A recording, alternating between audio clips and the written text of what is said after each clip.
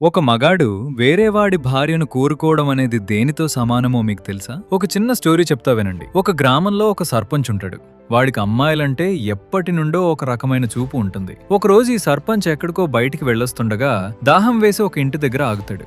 ఆ ఇంట్లో చాలా అందంగా ఉన్న ఒక అమ్మాయి తన భర్తకు అన్నం వడ్డిస్తూ ఉంటుంది. ఈ సర్పంచ్ బయట నుండి తాగడానికి మంచి నీళ్లివ్వండి అని అడుగుతాడు. ఆ అందమైన అమ్మాయి లోపల నుండి ఒక బాటిల్లో వాటర్ తీసుకుని బయటకు వచ్చి సర్పంచ్ కిస్తుంది. ఆమె అందాన్ని చూడగానే ఎలాగైనా ఈమెను మా ఇంటికి తీసుకెళ్లాలి అనుకుంటాడు. లోపలున్న భర్త భోజనం తినడం అయిపోగానే నాకు బయట చిన్న పనుంది వెళ్ళొస్తా అని వెళ్ళిపోతాడు. ఆయన వెళ్లిపోవడం చూసిన ఈ సర్పంచ్ వెంటనే తనకు ఉన్న కోరికను ఈమెకి చెప్తాడు. దానికి ఆమె ఆశ్చర్యపోతుంది. సర్పంచ్ గారు, మీరు ఊరికి పెద్దండి, మీరు నన్ను కోరుకోవడం ఏంటి అంటుంది. ఎంత చెప్పినా సర్పంచ్ మాత్రం వినడు. ఇంకా అయ్యే పనిలా లేదు. ఆమె దానికి ఒప్పుకొని, సరే నేను మీతో వచ్చేస్తా, కాకపోతే మీరు ఫస్ట్ మా ఇంట్లో భోజనం చేయాలి, అలాగైతేనే వస్తా అంటుంది. సరే తింటా అనేసి లోపలే సర్పంచ్ కూర్చుంటాడు. భోజనం తినడానికి ఇందాక వాళ్ళ భర్త వదిలేసిన ప్లేట్ ఉంటుంది కదా, ఆ ప్లేట్ తీసుకుని వస్తుంది. దాన్ని చూసిన సర్పంచ్, నేనీ ఊరు పెద్దని, నాకెంగిల్ ప్లేట్లో భోజనం పెడతావా అంటూ ఆ అందమైన అమ్మాయిని తిడతాడు. ఆమె నవ్వుతూ,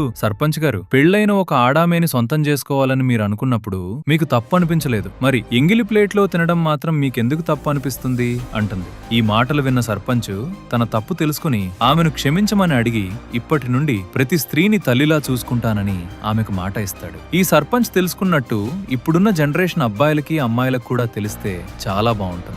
వేరే వాళ్ళని కోరుకోవడం అనేది ఇంకొకరు తిని కక్కిన ప్లేట్లో భోజనం చేయడం లాంటిది. ఈ వీడియో అండ్ ఈ స్టోరీ మీకు ఎలా అనిపించిందో తప్పకుండా కామెంట్ చేయండి. ఇలాంటి మరిన్ని మోరల్ స్టోరీస్ కోసం మన ఛానల్ని ఇప్పుడే సబ్స్క్రైబ్ చేసుకోండి.